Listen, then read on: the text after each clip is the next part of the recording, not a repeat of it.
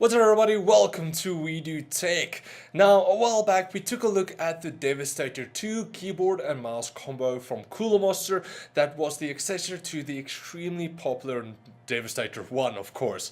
But now, Cooler Master has brought out the new Devastator 3 with more colors.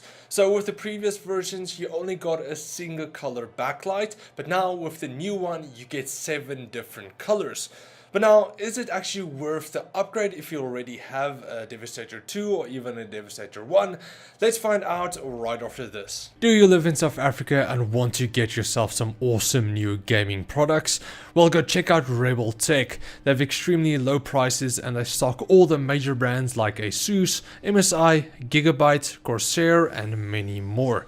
You're also able to get Destiny 2 when purchasing selected NVIDIA GTX 1080 or 1080 Ti graphics cards. So check out the link in the video description to go get yourself a new graphics card and a new game. Firstly, retailing for around 540 Rand on RebelTech here in South Africa or $40 on Amazon. It is one of the cheapest keyboard and mouse combos on the market.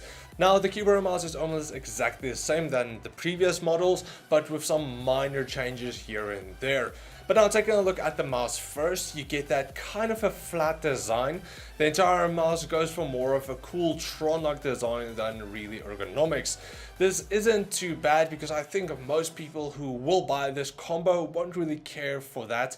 They mostly want a cool looking mouse and a keyboard. Now taking a look at the left side, you get 2 thumb buttons and a smooth rubber grip. The thumb buttons are fixed to only forwards and backwards, so if you want to change that, you have to use a third-party program to do so. But if you just want to use it for gaming, it'll be fine for that. Now, the right side, you get the same design, just with no buttons. This kind of makes it perfect for left and right-handed users. Moving to the left and the right mouse buttons, which is quick to press and doesn't need too much force to activate. My left mouse stick did, however, have a problem. When pressing down on the front left side, I got somewhat of a double click. It wasn't too bad, but it was a bit annoying in the beginning. This is probably just a factory fault and it should be able to be replaced. As for the scroll wheel, it is brightly illuminated on the sides and does have a rubber grip to improve scrolling. The scroll wheel is a bit harder than what I would have liked, but it's not too hard that you can't really even scroll the scroll wheel. Behind the scroll wheel you get the color cycle switch that will let you change the color illumination of the mouse between the 7 different colors. With the previous Devastator, this was the DPI selection switch. It still kinda is, but now you have to press and hold the cycle switch and then press either the up or down thumb buttons to cycle through the 4 different DPI levels, ranging from 600 all the way up to 2400. As for the palm rest, you get that Tron-like line pattern that also is illuminated. Now, like I said in the beginning, the entire mouse is a bit of a flat design. This makes it a bit more comfortable for claw or fingertip style grips, although you can still use it on a palm style grip. It's just not that comfortable in my personal opinion.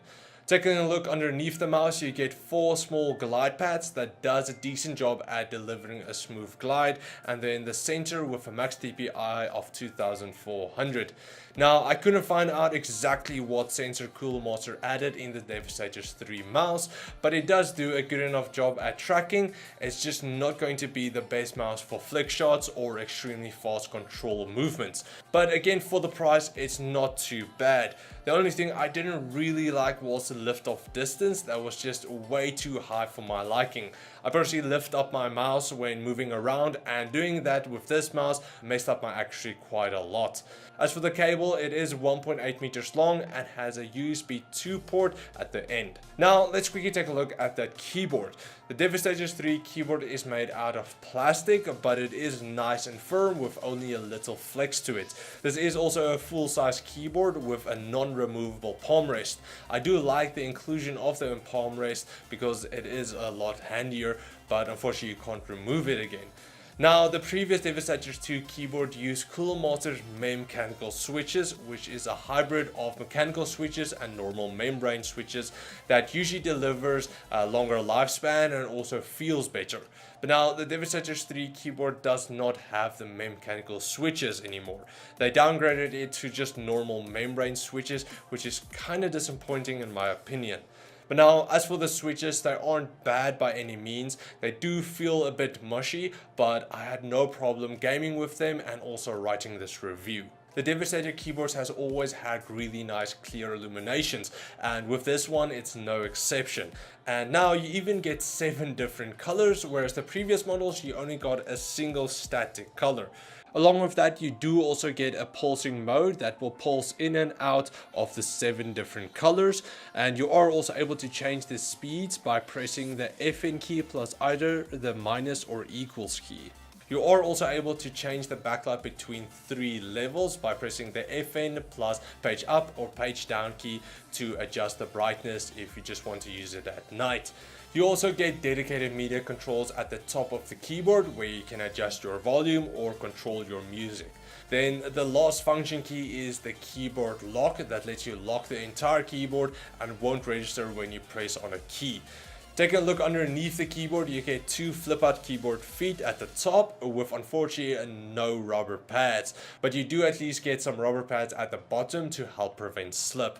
As for the cable, it is 1.8 meters long, same as the mouse, but this one has a USB 1.1 port, which is kind of a downgrade, which the previous model had a normal USB 2 port. I'm not sure if this will reduce input accuracy, but just to be safe, I would have liked to have a USB 2 port. Now, in the end, this is still one of the best keyboard and mouse combos you can buy for around 500 Rand or $40. Cooler Monster did add the 7 color RGB backlight, but in doing so, to keep the price low, they had to remove the mechanical switches and replace them with normal membrane switches. And you also got only a USB 1.1 connection.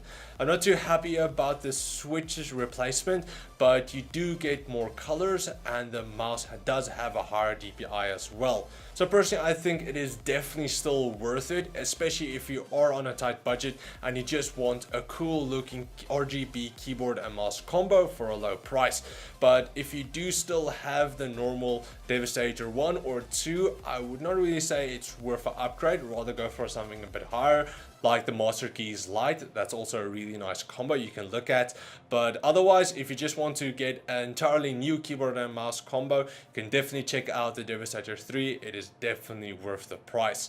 But anyway, that's pretty much it. Thanks for watching, guys. If you did like this video and you want to get the Devastator 3 for yourself, you can check out the links in the video description where you can find it on RebelTech if you live in South Africa, or Amazon if you live somewhere else. So yeah, thanks for watching, guys. Again, if you guys like this video, please like, share, comment like always. And if you have suggestions for any other videos, please let me know in the comments below. And also, thank you for me reaching 15,000 subscribers. That's pretty crazy. My aim was to reach 10,000 subscribers at the end of the year. We're already past that, so big thank you, guys. Yeah, thanks for watching, guys, and we'll check all of you next time. Cheers, guys.